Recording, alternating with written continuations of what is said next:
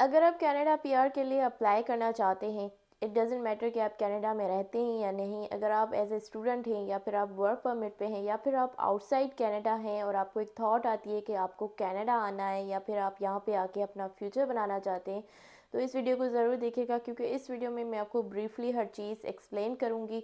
ये बताऊँगी कि आपको कनाडा के पीआर के लिए अप्लाई कैसे करना है, जो सीआरसी स्कोर होता है वो कैलकुलेट कैसे करते हैं, प्रोसेस स्टार्ट कहाँ से होगा, कैसे होगा। तो ये सारी चीज़ें वेबसाइट पे जाके आपको बताऊँगी, स्कोर भी कैलकुलेट करके दिखाऊँगी। अगर आपको ये सारी चीज़ें आती हैं ना, तो आपको डिसीजन लेने में बहुत ज़्यादा आसानी होगी, कोई कन्फ्यूजन नहीं रहेगी और आप सिर्फ एजेंट पे डिपेंडेंट नहीं रहेंगे। तो इसीलिए ये वीडियो ज़रूर देखिएगा, इसमें बहुत सारी अहम पॉइंट्स हैं, इंपॉर्टेंट पॉइंट्स हैं जो आपको काम आने वाली हैं। ये सब बताऊँगी कि कौन कौन सी चीज़ों पे आपको स्कोर मिलता है, कहाँ कहाँ आप एलिजिबल हो, आपको कैसे पता चलेगा, कौन कौन सी मिस्टेक्स हैं जो आपको अवॉइड करनी चाहिए। तो बेसिकली बिगनर लेवल पे अगर आप कनाडा के पीआर के लिए अप्लाई करना चाहते हैं, आपको पता होना चाहिए कि सीआरसी स्कोर कैसे कैलकुलेट करते हैं, कौन सी आपकी चीज़ें जिन पे आपको स्कोर मिलेगा। तो ये सारी चीज़ें इस वीडियो में कवर करेंगे, तो वीडियो को एंड तक देखिएगा बिना टाइम वेस्ट किए। Let's start the video.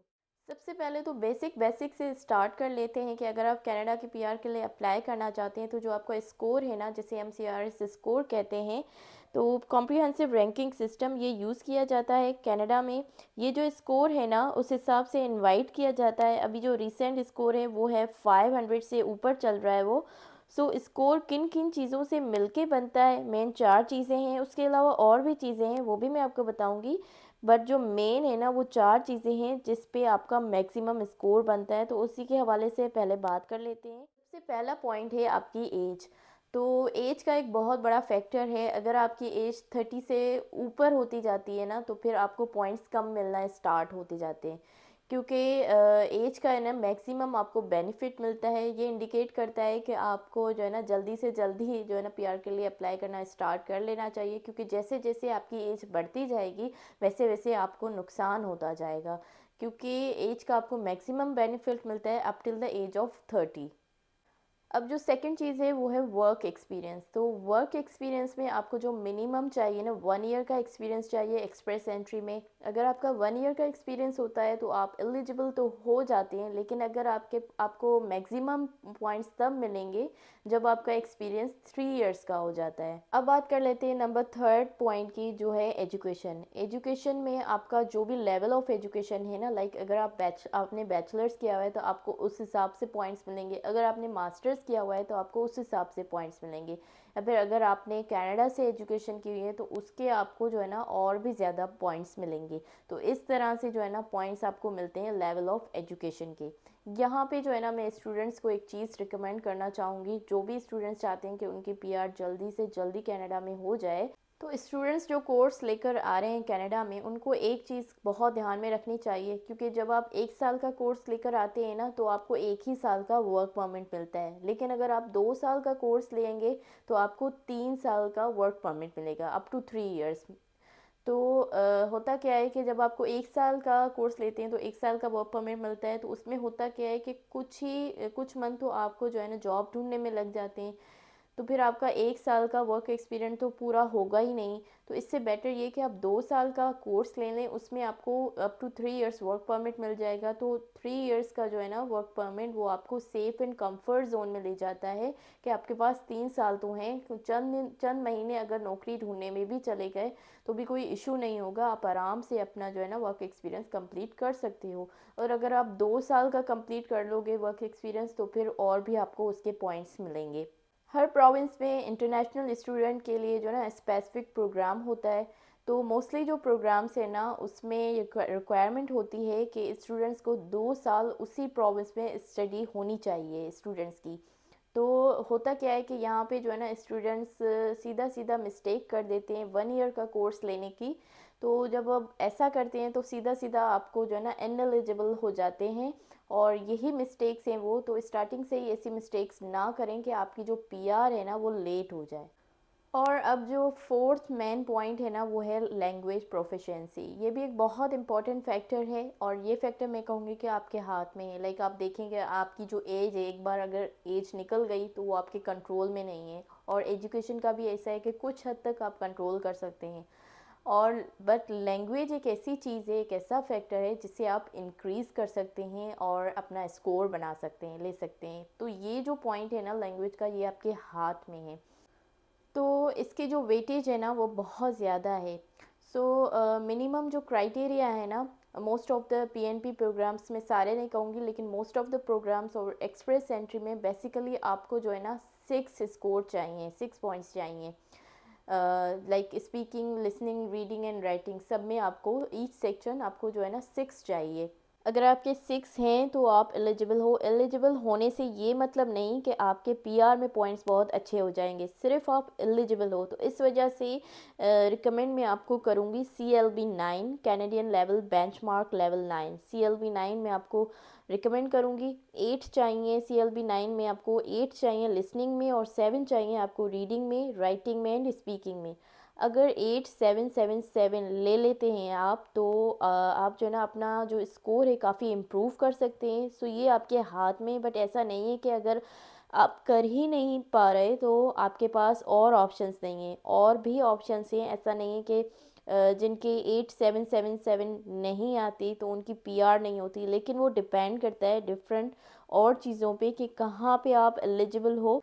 सो ये थी वो 4 रिक्वायरमेंट्स। अब इसके अलावा नेक्स्ट जो स्टेप होगा वो ये होगा कि लैंग्वेज के लिए आपको आईएलटीएस करनी होगी, ठीक है ना। आईएलटीएस आपको जनरल करनी है और ये आप पहले ही करके रख लो, क्योंकि इसकी जो वैलिडेशन है वो 2 साल की है। तो आप पहले ही करके रख लो। यू नेवर नो कि कब जो है ना कौन सा प्रोग्राम आ जाए और आपका नाम कब आ जाए। तो पहले ही करके रख लोगे सेफ साइड पे, तो आपका टाइम वेस्ट नहीं होगा। और दूसरी चीज़ ये कि आपको जो है ना ईसीए करवाने होंगे। अपने जो डॉक्यूमेंट्स है ना, एजुकेशनल डॉक्यूमेंट्स, वो ईसीए करवाने होंगे वेस्ट से। और ये जो है ना, अगर आपने स्टडी आउट ऑफ कनाडा की है तो फिर आपको ईसीए करवाना है, लेकिन अगर आपने इनसाइड कनाडा स्टडी की है तो फिर आपको ईसीए करवाने की ज़रूरत नहीं है। ये जो है ना आपको इक्विवेलेंसी दे देगी कि आपकी जो बैचलर्स है ना वो कनाडा के बैचलर्स के इक्वल है, या आपके मास्टर्स जो है ना कनाडा के मास्टर्स के इक्वल है।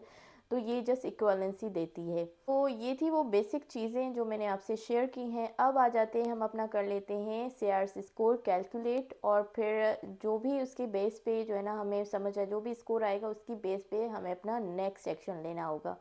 तो स्क्रीन पे चलते हैं और जो है ना वेबसाइट पे जाते हैं। आपको बताती हूँ कौन सी वेबसाइट है।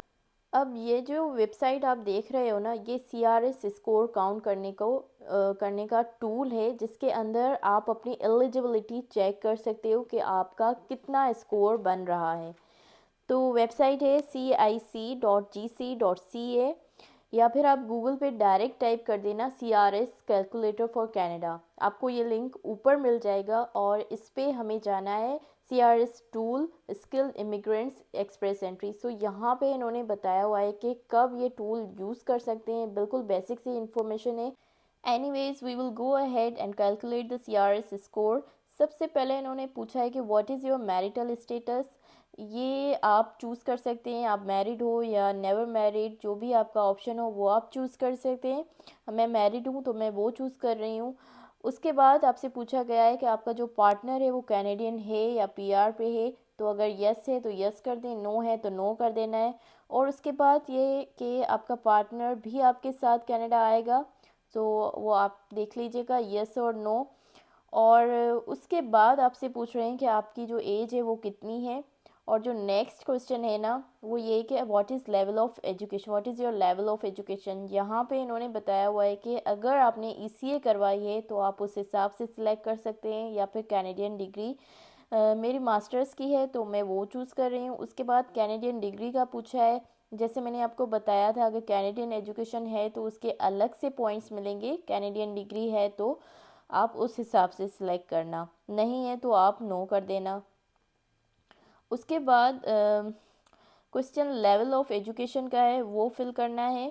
और उसके बाद इन्होंने पूछा है कि आपके टेस्ट जो रिज़ल्ट्स है ना वैलिड हैं, तो यहाँ पे यस क्लिक करेंगे। नेक्स्ट पूछा है कि कौन सा लैंग्वेज टेस्ट आपने दिया है, तो वो कर देना है। मैं आइल्स कर रही हूँ। आइल्स में हम यहाँ स्पीकिंग में ले रहे हैं 7, लिसनिंग में 8 और रीडिंग और राइटिंग में भी 7 ये एक आइडियल स्कोर है, इसलिए मैं यही चूज़ कर रही हूँ। अच्छे स्कोर के लिए आपको एटलीस्ट इतना तो टारगेट करना होगा, बाकी अगर नहीं है तो और भी ऑप्शन है। और अब ये पूछ रहे हैं कि अगर आपके पास कोई और भी एग्ज़ाम है, जैसे आपके इंग्लिश का, आपने जो है ना इंग्लिश का दिया है, तो मे बी किसी ने फ्रेंच का भी दिया हो, या अगर किसी ने नहीं भी दिया तो नॉट एप्लीकेबल कर दें। अगर फ्रेंच सेकंड लैंग्वेज में रखेंगे तो आपको जो है ना 50 पॉइंट्स इंक्रीज़ हो जाएंगे। तो लैंग्वेज, फ्रेंच लैंग्वेज पहले ज़्यादा थे लेकिन अब जो है ना 50 कर दिए हैं। और नेक्स्ट आ गया है वर्क एक्सपीरियंस। वर्क एक्सपीरियंस में भी इन्होंने यहाँ पे लिखा हुआ है टीयर लेवल 1 2 3 में आपका होना चाहिए। जो भी आपकी कैटेगरी है, अगर कनाडा से बाहर हो तो आपको 3 साल का एक्सपीरियंस चाहिए, 3 हो या उससे ज़्यादा, इससे पॉइंट्स में फ़र्क नहीं पड़ेगा। ऊपर कनाडा वाले एक्सपीरियंस में मैंने नन कर दिया है। और उसके बाद पूछा गया है कि अगर आपके पास कोई सर्टिफिकेट या क्वालिफ़िकेशन कैनेडियन प्रोविंस से आपके पास है, अगर है तो यस, वरना नो कर दें। उसके बाद आ जाता है कि अगर आपके पास LMIA है, आई गेस पॉइंट्स मिलते हैं आपको, I am not quite sure, यहाँ पे भी हम कर देंगे नो। अगर आपके पास है तो आप यस कर सकते हैं। और उसके बाद आ जाता है कि अगर किसी प्रोविंस ने आपको नॉमिनेट किया है, अब यहाँ पे बात आ जाती है PNP की।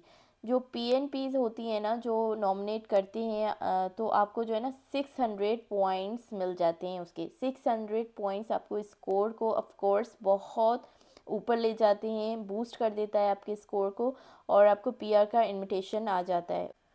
और मैंने यहाँ पे PNP का जो है ना यस किया है, क्योंकि हमने यही पाथ फॉलो किया था, क्योंकि हमारे पॉइंट्स इतने नहीं आए थे, तो हमने फिर जो है ना डिफरेंट प्रोविंस में जाके अपने प्रोफाइल बनाए थे उनकी वेबसाइट पे। और फिर जो है ना हमें जो है ना इनविटेशन आ गया था, 600 पॉइंट्स हमें उसके जो है ना एक्स्ट्रा मिले थे, तो मैं यहाँ पे यस कर दूँगी उसका। उसके बाद आ जाता है अगर हम मैरिड हैं तो आपका जो स्पाउस है ना उसकी भी डिटेल ऐड करें, चाहे आपके स्पाउस आ रहा है या नहीं, बट आपको डिटेल्स देनी है। और यहाँ स्पाउस की पॉइंट्स बढ़ भी सकते हैं और कम भी हो सकती हैं, वो डिपेंड करता है कि आपके स्पाउस की एज और क्वालिफ़िकेशन पर और आइल्स पर भी। कि यहाँ पे जो मैंने जैसे स्कोर कैलकुलेट किया है, इसी तरह से आपको भी करना है। कोई इसमें ऐसी चीज़ नहीं है जो आप नहीं कर सकते हैं, तो आप खुद ही ये सब कुछ कर सकते हैं। सिर्फ 10 मिनट आपको लगेंगे ये सब करने में, कोई इतना मुश्किल काम नहीं है। तो यहाँ पे स्कोर कम भी हो सकता है किसी का ज़्यादा भी हो सकता है। हमारा ज़्यादा इसलिए हुआ था क्योंकि हमारा जो है ना PNP का था, उनका इनविटेशन हमें आया था, तभी हमारा स्कोर जो है ना बूस्ट हो गया था एकदम से।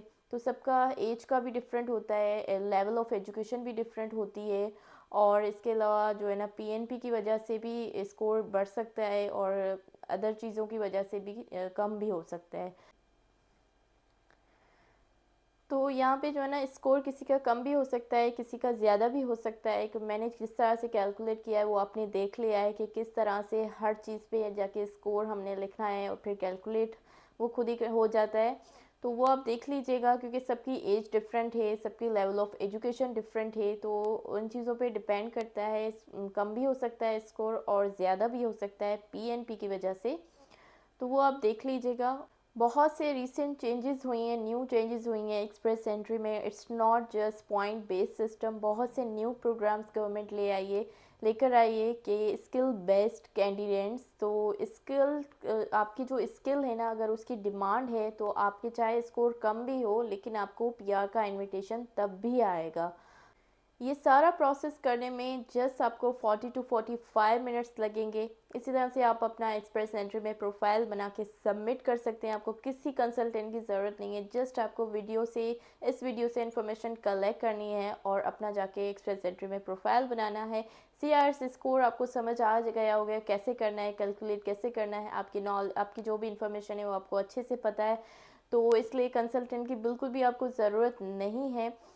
तो that's all for today. I hope कि आपको ये वीडियो बहुत अच्छी लगी होगी। अगर वीडियो अच्छी लगी तो प्लीज़ वीडियो को लाइक कर दीजिएगा और शेयर कर दीजिएगा अपनी फैमिली और फ्रेंड्स में, ताकि वो भी इस वीडियो से फ़ायदा उठा सकें।